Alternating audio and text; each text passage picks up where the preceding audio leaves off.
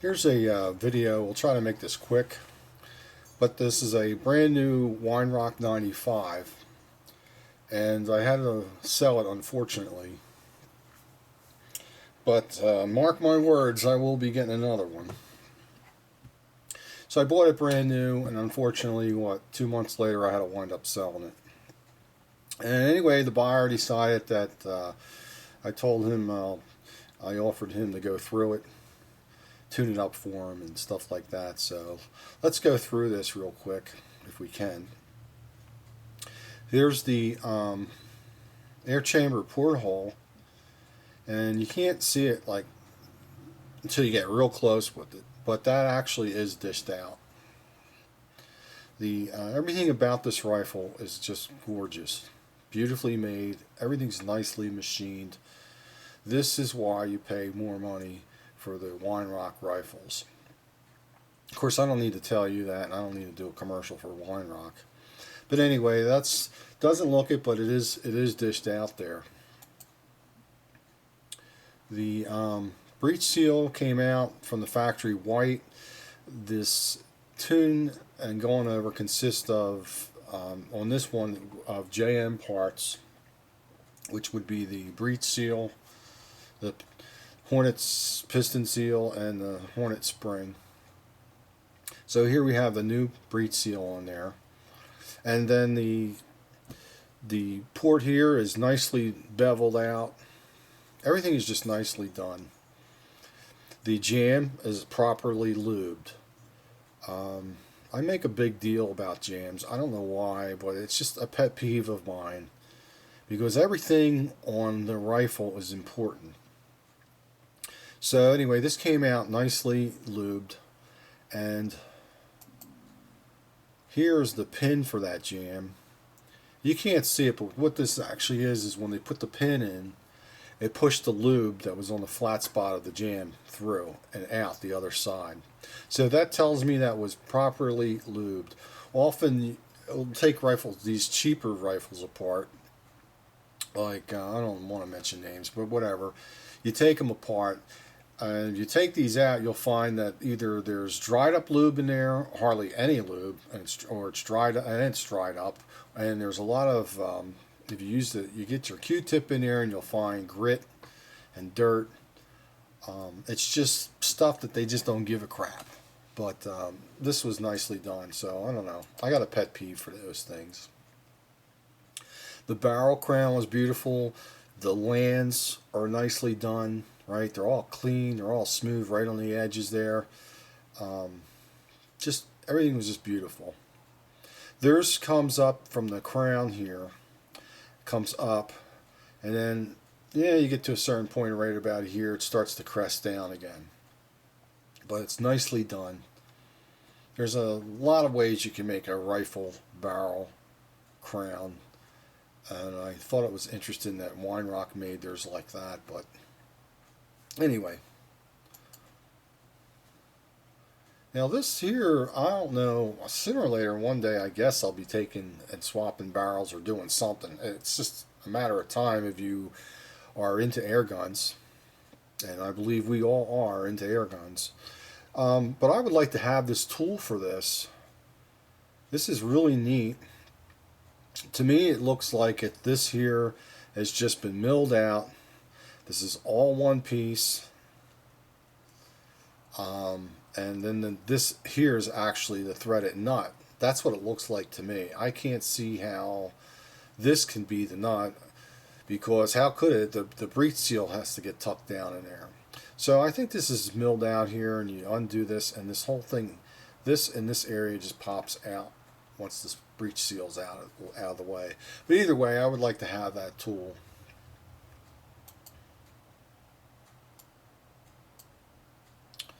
And here, the trigger, if you take your trigger apart, just watch it, because on mine, when I got it, the nut fell out.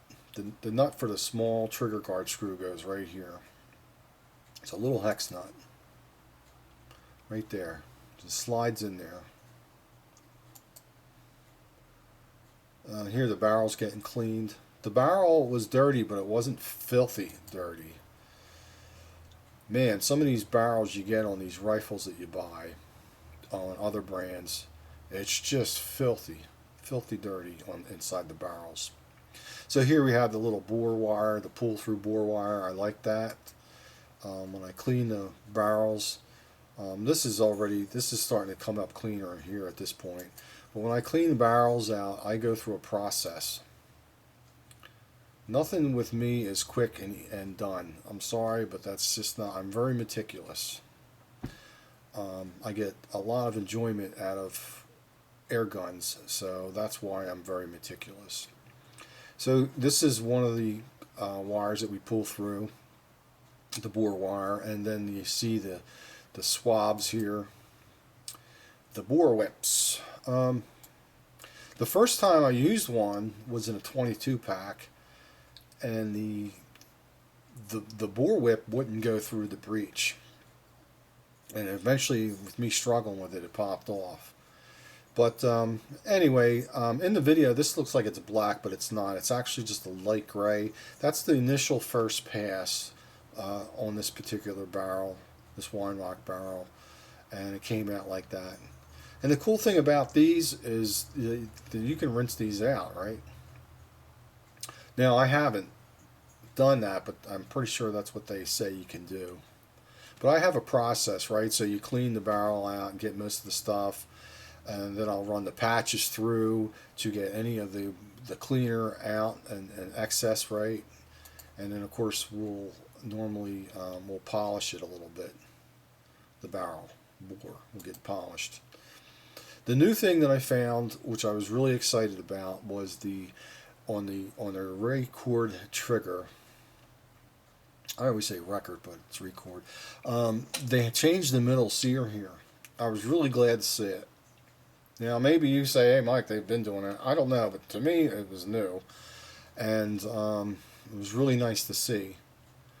And then here's the out-of-the-box sear engagement. Maybe you can see it now. So there is some adjustment. You can make it even shorter, but that's not too bad either for being out of the box. But the thing that I saw what they did was this middle sear was changed. It's a bad picture, but here's your spring. And normally on this side of the middle sear you'll have your little spacer, your tiny little spacer, round spacer that has to fit up in there with the pin going through it. So now what they did was they just made the middle sear bigger, and they milled it down so that the spacer is actually part of the middle sear, and it takes up the gap beautifully. And then there is your little trigger spring wire poking through that slot. So that should make it easier to, when you pull these apart, to put them back together again. Very glad to see it. The piston's just getting drilled here. Here's a good shot of that. One of the things, since we're here, is when these get drilled, that's a flat bottom mill bit. And you'll notice that right down in the center, it's a little piece of that metal still sitting in there. So probably doesn't do it. I don't know. I'll have to get another bit, but that has to come out when you're doing your buttons. So your button doesn't sit in there and rock. You want the bottom flat. But anyway, that's one of the things I have to do every time I button a piston. Is take that little nib out. And the other thing I'm going to mention, look, I didn't mean to do this. These pictures were taken for I didn't intend to make a video, but since I had them. But I always mark the pistons, because if you don't, because it's not rocket science, what happens is you're going to wind up forgetting, because it does happen, and you're going to drill it here where the slot is, and you know you can't do that. You need to stay out of that slot area. So the best thing to do is just mark them. And I do 4 buttons. I don't do the 3. I don't want to talk about it. You're glad to do the 3, knock yourself out. I do the 4. There it is. You can see it there, that nice dish for your breech. Here's the new guide. and it fits perfect all the way through. The wine rock guides, most people do when they either can't afford to have a guide made or don't have access to a guide. They'll just use the heat shrink material. Everybody seems to know that. I am personally against it. I couldn't do it anymore. I don't have to do it, but I don't blame air gunners for doing what they have to do. I absolutely understand that. And this is new to me. Again, you could say, Mike, well, that's been out. Well, it could be, but to me it's new, and I thought it was a great idea. How you have your barrel block sitting in here with your cocked arm swinging back, and this tension wire, which goes in here, creates that little tension. You don't have that rattle going on, and you won't have any metal to metal contact. It's just a great idea. I like it. The piston here with the stem, it's a funny looking picture, but that's your stem. I'm just trying to point out that there is a washer at the bottom there. Cool. Often a rifle I'll take apart and there's no washer. The thing I didn't like about this, only thing I found that I didn't like, was the fork washers are paper thin. So with these Wine Rock 95s, it's not like a big Magnum where you're going to be cranking on them forks. Like say a Hat's at 125, a Hat's at 135. You're going to be cranking to get the proper lock up, right? But you don't need to do that with a 95. But all in all, I'm just saying these are just like paper thin. And I wish they would drill the blocks deeper and make the washer a little bit more. These are friction washers, right? So you have two pieces. You have your block and your fork, and the friction washer's job is to create and allow movement between the two parts so they don't bind. Okay? So the 95 you don't have to crank down, but I still wish they would make that better. The cock and shoe was really nice, really nicely made. Everything was just nice. On this particular rifle, when I took it apart, there were only 3 square knockouts. So called up the dealer, and he looked me up, or said he would look me up, and said he'll send me one out. If you're wondering what dealer I got it from, it's the one that still has the good price, sale price. There's the little nut again for your trigger guard screw, and it slips right in here. It's stamped, creates like a little shelf line. It slides in there, so just be careful. The one thing I did find about this trigger is the minimum lube on there. Hang on 1 second. Hello? Yes.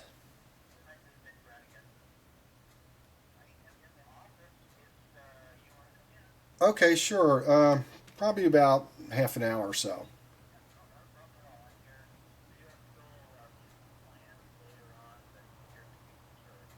Oh, okay, sure, thanks. All right, thanks a lot. Okay. Yeah, let me just run this through you real quick. I have 2721 Enterprise. Okay, see you in a little while.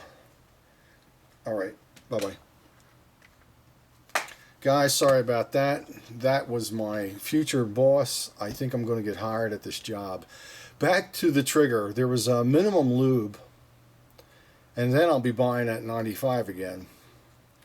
There's the minimum lube I found on there. So I imagine Wine Rock figures, well, eventually when you spring brakes, you're going to be pulling it all apart and they'll re-lube the trigger again.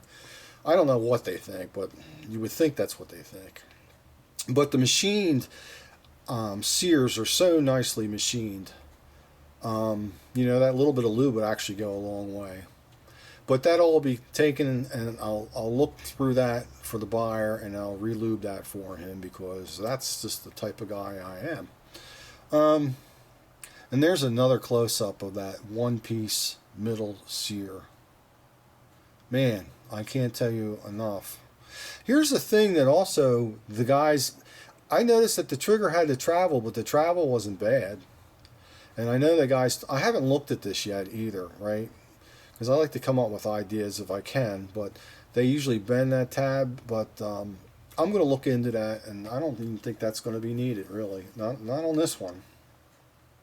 But anyhow, there's that. Let's move this on.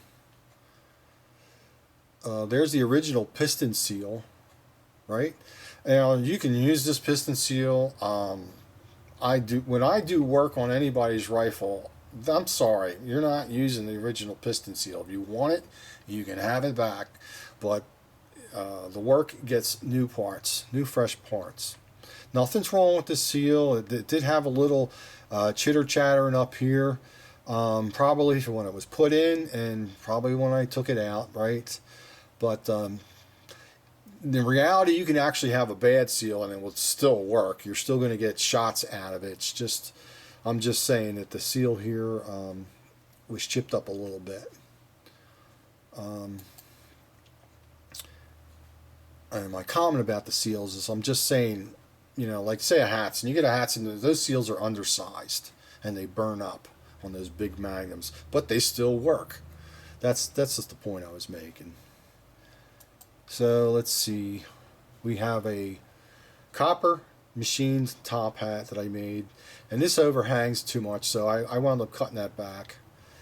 And we had the JM parts that we talked about. And we're back to the first picture. So let's see. Where are we here? I have to speed this up.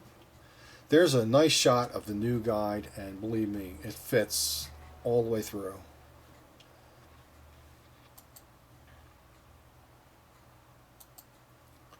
This made out of copper. What you have to do is, or what I did, what anybody should do is, if you're making your top hats, you should sand these down flat. If your top hat doesn't sit flat and flush, so that the faces mate, then you take and sand this on your bench sander, right, flat. This has not been done here. This is freshly off the lathe, so I do that. They come with this dished out metal on the guide. I made here this one out of brass because I recently had some copper and brass stock that came into my shop. So I'm not going to be making them like that anymore as far as the dished out part, because it was more of a pain, to believe it or not. It was easy to dish this, but this was more of a pain to get it just right. I'm just going to do it recessed. Round bottom, recessed. The other thing is, here's the original guide. And the guide looked like discolored or slightly old, slightly yellow. I don't know, it's because they use a different type of plastic.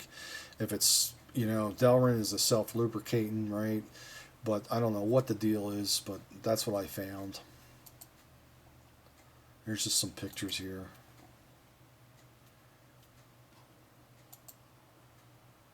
There's the part being made. I'm just eyeing this up here. Being cut off. Yeah, here the guide's actually done at this point. I want to bring something up that I guess we all know, but I never brought it up before, but another one of our yellow members brought it up somewhere in another forum, and I thought it was a great idea. What happens is, all this stuff is typical to guys that work on your air guns, and personally I get a little tired of hearing the same old stuff over and over and over and over again.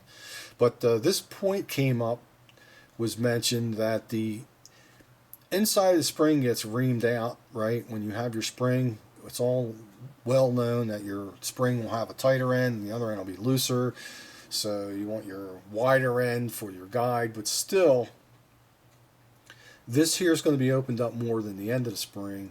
So the yellow member mentioned that he reams these out, dremels them out, whatever. That's exactly what I do. I have a Dremel with the smaller sanding drums. You buy them online.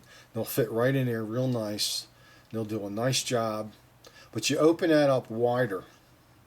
That way you don't have this inconsistent smaller size here, right? And you're trying to get this to fit. Let me go back in here properly. So just in case somebody doesn't know that, you widen that up cleanly and nicely, and then when you make your guide, you make it to fit proper, and then you'll get this to fit better as well. I thought that was pretty cool that he mentioned that, and I thought, boy, I don't even remember mentioning that. Here again, we talked about these already, how I was missing one of these knockouts. And we talked about that. There it is. You can see it with the arm coming down, the conking arm. That was a great idea. This is something totally we're not getting into. It's just pictures of a project that I'm working. I'm waiting on a nice bandsaw blade. Thanks to Brett and Pull Up, who mentioned the fact that when you have bandsaw blades, they're not all created equal. I don't know where we're at here, but I'm going to try to speed this up. There's your buttons, all done now. I do 4, like I mentioned before, the new seal. One thing I did throw in here is, and these pictures are terrible, but the Rheinrock pictures that they have in the, where you go to, on the sites where you buy the rifles at your air gun store, the pictures are terrible. But I just want to mention that the fact is, and this is the stock that I favor. There's a couple different stocks, but I favored this particular one, the Rheinrock 95 stock. The block shows a little bit past here. But what I'm trying to say is that they actually look a heck of a lot better in person when you get it than it does on the sites. And for the love of me, I guess maybe they can't get the picture right or clear enough, but I would invest time, if it was me, to have a really nice picture of the stocks. But the stocks do look nice in person, a lot nicer. You get nicer ones that have a better grain, of course, but here's another shot. You can see the wood, the beech. And then here's a shot of that checkering and stuff. So the stocks are nice. And that concludes this video. If you liked the video, that's great. If you didn't, what can I say? I'm just sharing. This is what we do. We're air gunners. So this is Mike saying take care and be safe, and thanks for hanging out.